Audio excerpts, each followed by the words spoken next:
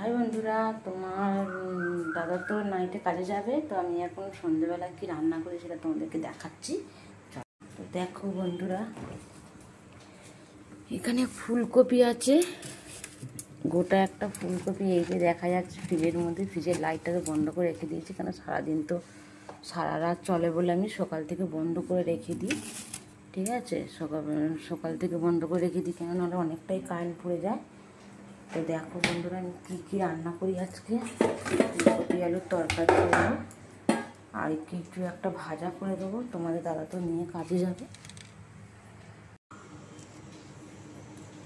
তো দেখো বন্ধুরা, এখনকার ফুলকপিগুলো খেতে খুব সুন্দর, কেন যেহেতু গরম পড়ে গেছে, যার জন্য ফুলকপিগুলোতে একটা পোকা নেই। দেখো পুরো ফ্রেশ ফুলকপি, আর এই ফুলকপিটাও খুব সুন্দর। ফুলকপিটা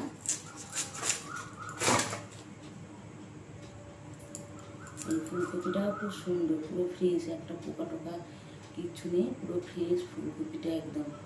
যার জন্য ফুলকপিটা আমি নিয়ে এসেছি কিনে, খুব ভালো লেগেছে বলে নিয়ে এসেছি। পোকা থাকলে আমি আনতাম না। তো চলো কী রান্না করে তোমাদেরকে দেখাচ্ছি। দেখো বন্ধুরা, রান্না তো ডিমের ঝাল করবো, আর এখানে আছে ফুলকপি, আর তখন দেখালাম কেটেছি।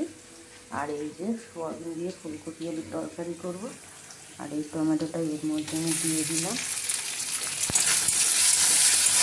ভাবছিলাম ফুলকপিতে ডিম তরকারি করবো, কিন্তু হলো না। আমার কর্তামশাই বললো ফুলকপি আলু সোয়াবিনের তরকারি করে দাও, আর তুমি ডিমের ঝাল করে দাও। যার জন্য আমাকে আবার চেঞ্জ করতে হলো রান্নাটা। ডিমের ঝাল করছি এখন বন্ধুরা। ডিমের ঝালটা করে নিয়ে তারপরে ডিমের ঝালটা করে নিয়ে তারপর মশলা সব দিয়ে দিয়েছি আমি। এই যে এখানে দুটো ডিম ভাজা আছে, আর এইটা এখানটায় দুপুরবেলা করেছিলাম ডিমের ঝাল, ওইটা এর সঙ্গে মিশিয়ে দেবো। দিয়ে আমার হয়ে যাবে ডিমের ঝাল। তো বন্ধুরা দেখো, আমার এখন মশলা কষানো হয়ে গেছে, আমি এখন জল দিয়ে দেবো এর মধ্যে।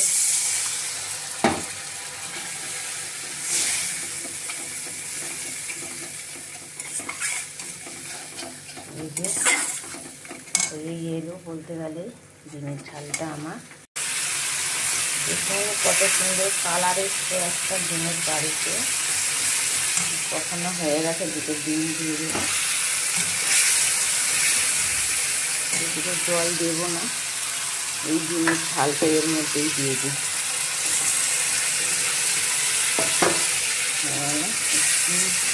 অল্প একটু জল দেবো, দিলে হয়ে যাবে ডিমের কারি আমার। এইটুকু জল, এতটা জল দেবো না।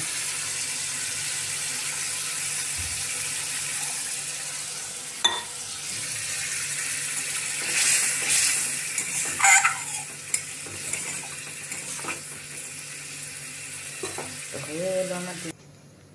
দেখো বন্ধুরা, আমার তো ডিমের কারি হয়ে গেছে। দেখো কেমন হয়েছে ডিমের কারিটা, আমাকে কমেন্ট করে বলবে যে ডিমের কারিটা দিদিভাই কেমন হয়েছে। চলো এবারে সোয়াবিনটাকে ভাজবো, তারপরে এটাকে ভেজে নিয়ে তরকারিটা করবো। চলো।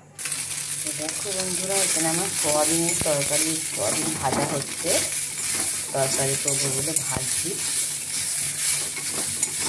সবজি করেছি জানো তো, নাকটা খালি সুস্থ করেই যাচ্ছে।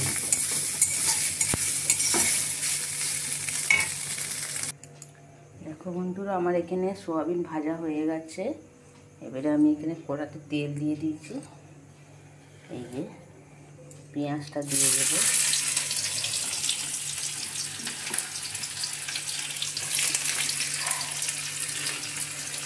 তেজপাতাটা, এই যে দুটো তেজপাতা দিয়ে দেবো। এটা একসঙ্গে এই ফুলকপি আলুটা একসাথে দিয়ে দেবো।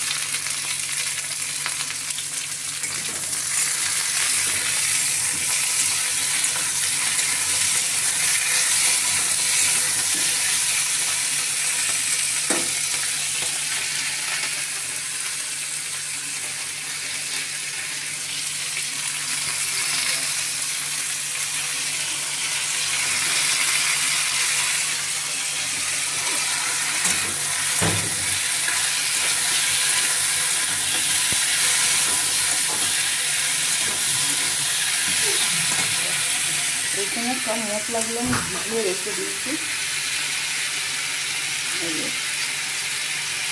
লঙ্কা, হলুদ, নুন, মিষ্টি, জিরে ধনে গুঁড়ো। কী করছিস তুই এটা?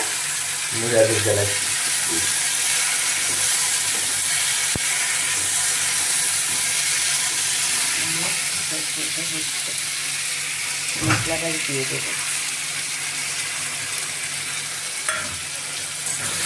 এটাকে ভালো করে কষবো, তারপরে সোয়াবিনটা দেবো।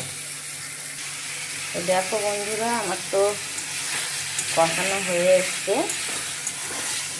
এবার দেবো সোয়াবিনটা। এই যে সোয়াবিন আছে এখানে।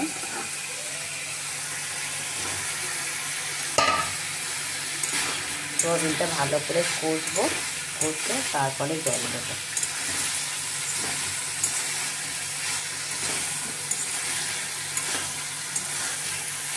এই যে কষা হচ্ছে। আমি আলুটা আর ফুলকপিটা একসঙ্গে ভেজে নিয়েছি, কেন ওই প্রকার ফুলকপি তো বেশি ফুলকপি আমি দিইনি, অল্প একটু ফুলকপি দিয়েছি, তার জন্য আমি আলুর সঙ্গে ফুলকপিটা ভেজে নিয়েছি। আর তোমরা দেখলে আলাদা করে সোয়াবিনটা আমি ভেজে নিয়েছি। দেখো আমার তো কষানো হয়ে গেছে। এবার আমি সেই মশলা ধোয়া যে বাটিতে জল ছিল, সেই জলটা আমি বাটিতে ধুয়ে দিয়ে দিলাম। আর তার সাথে এই যে জল রেখে দিয়েছি, এই জলটা আমি পুরোটাই দিয়ে দিলাম।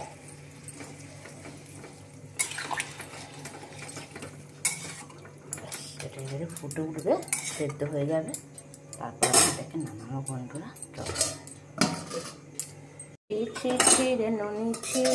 দেখো বন্ধুরা, আমার তো সোয়াবিনের তরকারিটা হয়ে গেছে।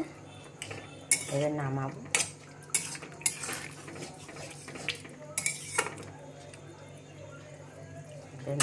হয়ে গেছে।